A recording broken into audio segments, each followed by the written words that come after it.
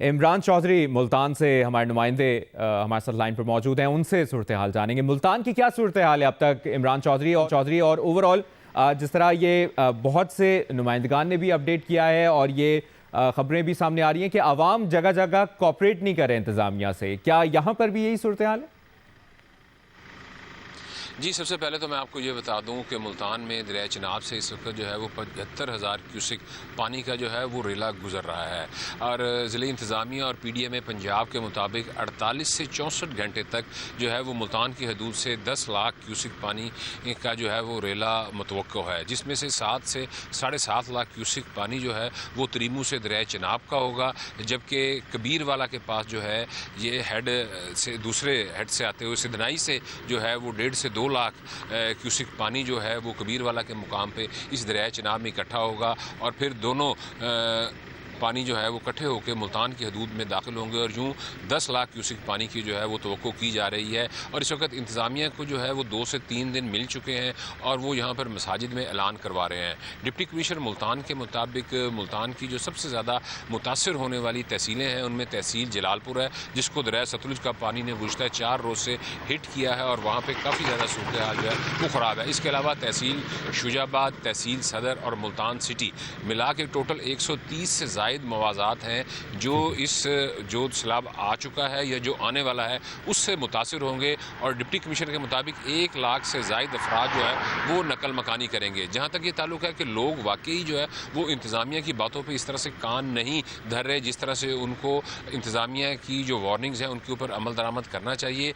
2000 से ज़ायद लोगों को गुज़श्ता 2 दिनों के दौरान मुल्तान के मुख्तलिफ इलाकों से जहाँ पर अभी सैलाबी पानी जो है वो कम है दरियाई इलाकों में वहाँ से निकाला गया है। लोग अपनी मदद आपके तहत भी जो है वो निकल रहे हैं, मसाजिद में ऐलान भी किया जा रहा है, रिलीफ के जो है वो कैंप भी लगाए गए हैं। यह मैं आपको ये बता दूं कि 2010 में भी 10 लाख क्यूसिक पानी जो है वो दरिया चिनाब के मुल्तान के एरिए से गुजरा था, तो उस वक्त जो था वो मुल्तान शहर को बचाने के लिए हेड मोहम्मद वाला के मुकाम के ऊपर पुल को ब्रीच किया गया था। इसके अलावा शेरशाह के मुकाम पर और ज़्यादा जो बड़ा ब्रीच किया गया था वो तलेरी बाईपास नहर मुजफ्फरगढ़ के पास किया गया था, जिससे मुजफ्फरगढ़ का इलाका दायरा दीन पना कोटद्दू लिया बुरी तरह से जो था इमरान, वो ये भी साथ में जिस तरह आप बता रहे हैं कि 1 लाख से जायद लोग हैं जो कि नकल मकानी करेंगे, तो इसका क्या मैकेनिज्म इंतजामिया की जानिब से बताया गया है? जी, इंतज़ामिया की जानिब से ये बताया गया है कि जो इस इलाकों में जो दरिया की बेल्ट के साथ साथ बंद के ऊपर जो सरकारी स्कूल्स हैं उनको खाली करवाया गया है। स्कूल्स में वैसे भी छुट्टियां हैं, वहाँ पर जो है वो लोगों को ठहराया जाएगा। इसके अलावा ज़्यादातर जो लोग हैं वो अपने अजीज़ व क़ारिब के पास चले जाते हैं। जो सबसे बड़ा प्रॉब्लम है लोगों की रिहाइश का नहीं है, लोगों की रिहाइश से ज़्यादा जो उनके माल मवेशी हैं, जो उनके जानवर हैं, ये बेट के एरिया है और यहाँ पर लोगों का जो एक बड़ा रोज़गार है वो जानवरों से वाबस्ता है।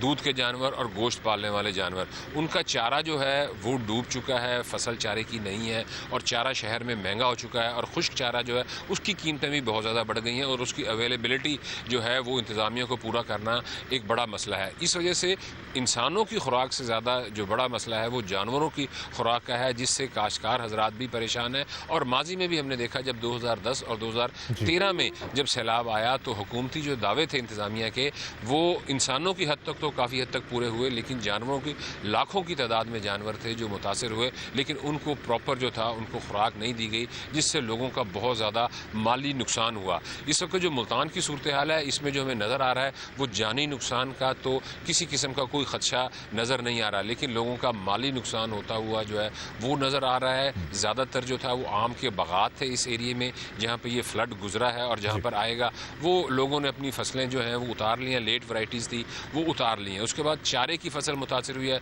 या कुछ जो था वो लोगों ने कपास लगाई हुई थी, उसकी एक एक चुनाई 2 चुनाई जिनकी अगेती काश थी उन्होंने तो अपनी फसल से कुछ फ्रूट हासिल कर लिया है, लेकिन जो लेट जिनकी कपास की फसल थी वो लोग जो है काश्तकार बहुत ज़्यादा परेशान है और सबसे ज़्यादा जो है वो काश्तकार आजमाइश की घड़ी है और वो इंतज़ामिया भी अपने हिसाब से हिफाजती इंतजाम कर रही है।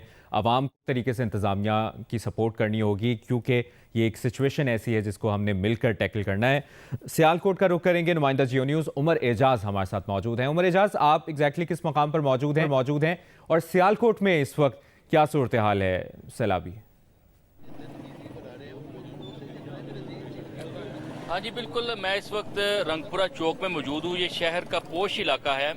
यहाँ पर 3 नालों ने इस शहर को जो है वो अपनी लपेट में लिया हुआ है। सबसे पहले मैं जिक्र करूंगा नाला 1, जिसकी इस वक्त सतह जो है वो आहिस्ता आहिस्ता बुलंद हो रही है। 54,000 क्यूसिक पानी को उसकी सतह रिकॉर्ड की गई है, जबकि उसकी जो कैपेसिटी है वो 25,000 क्यूसिक है। दूसरा नाला शहर के वस्त से गुजरने वाला नाला भेड़ है, उसने भी काफ़ी तबाही मचाई हुई है। तीसरा नाला जो है नाला पलखू है, जो सराउंडिंग में उसने तबाही मचाई है, जिसमें दही इलाके भी शामिल है। तीनों नालों ने शहर को घेरा हुआ है। मेरे अकब में आप देख सकते हैं, ये पीछे दरिया का पानी नहीं है या कुछ सैलाबी रेला नहीं है, ये सारा का सारा पानी तूफानी बारिशों और नाला 1 का पानी है, जिसकी वजह से तमाम इस इलाके के जो लोग हैं मैसूर होकर रह गए हैं। इस इलाके में सैकड़ों घर हैं, इस इलाके में छोटे छोटे मोहल्ले हैं। ये कहा जा सकता है ये एक छोटा कस्बा है। यहाँ पर लोग मैसूर होकर रह गए हैं। लोगों की मामूलाती ज़िंदगी जो है वो काफ़ी हद तक मुतासिर हो रही है। लोग घरों से नहीं निकल सकते। मेरा कैमरा आपको दोबारा दिखाएगा। यहाँ पर कोई आपको शख्स नज़र नहीं आ रहा। बिजली की फराहमी मुअत्तल है। इसके अलावा जो इंटरनेट मोबाइल सर्विस है वो भी मुतासिर है। किसी किस्म की आमदोरफ्त यहाँ पर नहीं है। यहाँ से पानी जो है इस वक्त जो है जो आगाज़ जो होता है यहाँ से कम 3.5 फुट पानी है। आगे जूं आप चलते जाएंगे तो पानी की जो सतह है वो बुलंद होती जाती है। यहाँ पर आप देख सकते मेरे बाईं जानिब मेरा कैमरा में सुभाष दिखाए तो ट्राली पर लोग बैठे हुए, ट्रैक्टर ट्राली पर, और शायद ये इस इंतजार में किस लिए बैठे ये नहीं पता मुझे। इनसे भी कोशिश करेंगे। लेकिन उमर इजाज ये कहिएगा, जिस तरह आप सिचुएशन तो बता रहे हैं, लेकिन इंतजामिया ने क्या बर वक्त इकदामात नहीं किए, इंतजामात नहीं किए कि इनकी नकल मकानी हो सके?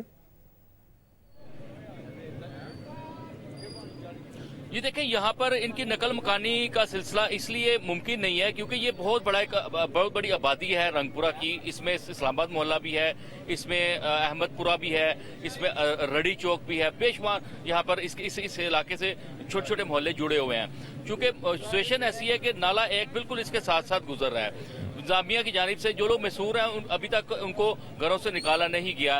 ये आपकी बात दुरुस्त है, लेकिन दूसरी जानिब ये देखा जाए तो यहाँ से अभी जो हमें इतलात मसूल हो रही है कि खुराक की किल्लत भी पैदा हो रही है इस इलाके में। इंतजामिया से मेरी अभी जो डिप्टी कमिश्नर से बात हुई है, उनका ये कहना है कि हम कोशिश कर रहे हैं लोगों को इवैक्यूएट करने की। हमें जहाँ जहाँ पर इतला मिल रही है अभी वो उन इलाकों में काम कर रहे हैं जहाँ पर रसाई मुमकिन नहीं थी, जहाँ पर ज्यादा वर्स्ट सिचुएशन थी। रंगपुरा में भी वर्स्ट सिचुएशन है, लेकिन पता नहीं अभी तक यहाँ पर इंतजामिया की जानिब से क्यों नहीं इमदादी कार्रवाई शुरू की गई। यहाँ पर मेरे साथ कुछ शहरी मौजूद है, पहले उनसे बात करते हैं। उमर इजाज आपसे पूछना चाहते हैं, ये रंगपुरा की सिचुएशन है, क्या सूरत हाल है? इस टाइम बहुत बुरी सूरत हाल है और ये बहुत बड़ा इलाका है। तकरीबन 1.5 लाख आबादी इस रोड से क्रॉस करके आगे लोग जाते हैं घरों को, और कोई सारे मसूर होकर रह गए हैं। अपनी मदद आप तहत हम ट्रालियों पे उनको राशन दे रहे हैं, सामान पहुंचा रहे हैं, और जो फैमिलियां आना चाह रही हैं वो नहीं आ सकती, ना गाड़ियों पे ना बाइक पे, टोटल मुकम्मल वो घरों में मसूर होकर रह गए। जी ऐसी बात है कि देखें, ये हम इस टाइम खड़े हैं आप सियालकोट रंगपुरा चौक में, और इस टाइम जो हालात है रंगपुरा चौक के बहुत बुरे। ये जो इलाका है सैलाबी रेला। ठीक है उमर इजाज, आपने शहरियों से भी बात की है और यकीनी तौर पर ये एक आजमाइश की घड़ी है, और हम दुआगो हैं कि ये जो आजमाइश की घड़ी है इसमें हम मिलकर डट कर इसका मुकाबला करें और सैलाबी सूरत हाल से जल्द अज जल्द मुल्क बाहर निकले।